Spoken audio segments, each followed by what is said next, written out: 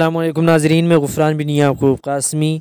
नाज़रीन, लोकसभा इंतख़ाबात से पहले मोदी हुकूमत ने बड़ा ऐलान कर दिया है।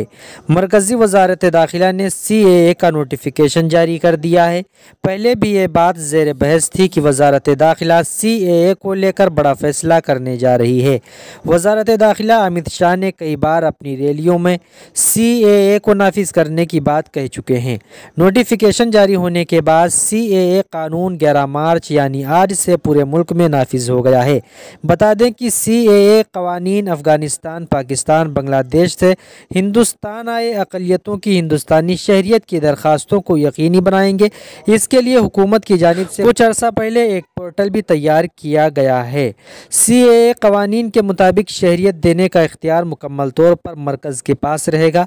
CAA कानून के तहत 31 दिसंबर 2014 से पहले अफ़गानिस्तान, पाकिस्तान और बांग्लादेश से आने वाली 6 अक़लियतों हिंदू, ईसाई, सिख, जैन, बुद्ध और पारसी को हिंदुस्तानी शहरियत देने का बंदोबस्त किया गया है।